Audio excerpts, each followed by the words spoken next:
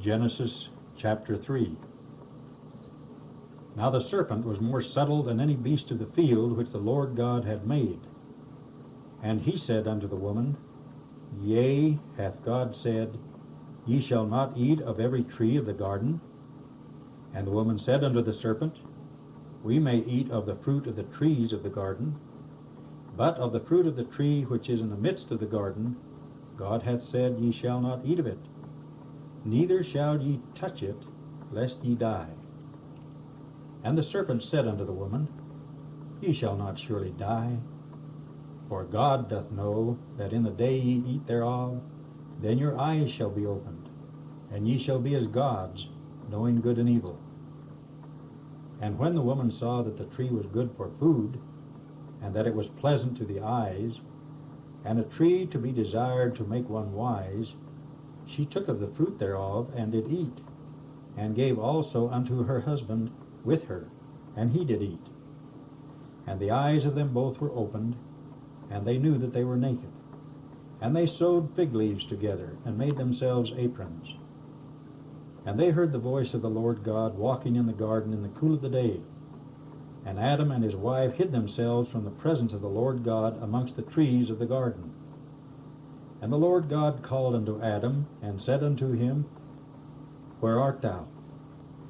And he said, I heard thy voice in the garden, and I was afraid, because I was naked, and I hid myself. And he said, Who told thee that thou wast naked? Hast thou eaten of the tree whereof I commanded thee that thou shouldest not eat?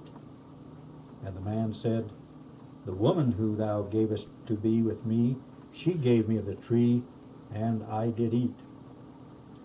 And the Lord God said unto the woman, What is this that thou hast done?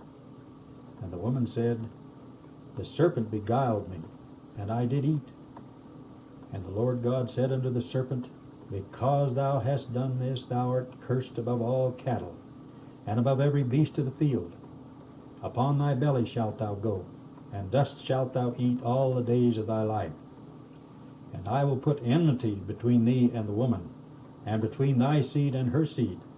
It shall bruise thy head, and thou shalt bruise his heel. Unto the woman he said, I will greatly multiply thy sorrow and thy conception. In sorrow thou shalt bring forth children, and thy desire shall be to thy husband, and he shall rule over thee. And unto Adam he said, Because thou hast hearkened unto the voice of thy wife, and hast eaten of the tree of which I commanded thee, saying, Thou shalt not eat of it, cursed is the ground for thy sake. In sorrow shalt thou eat of it all the days of thy life. Thorns also and thistles shall it bring forth to thee, and thou shalt eat the herb of the field. In the sweat of thy face shalt thou eat bread, till thou return unto the ground. For out of it wast thou taken, for dust thou art, and unto dust shalt thou return. And Adam called his wife's name Eve, because she was the mother of all living. Unto Adam also and to his wife did the Lord make coats of skins, and clothed them. And the Lord God said, Behold, the man is become as one of us, to know good and evil. And now, lest he put forth his hand, and take also the tree of life, and eat and live forever, therefore the Lord God sent him forth from the Garden of Eden, to till the ground from whence he was taken. So he drove out the man, and he placed at the east of the Garden of Eden cherubims, and a flaming sword which turned every way to keep the way of the tree of life.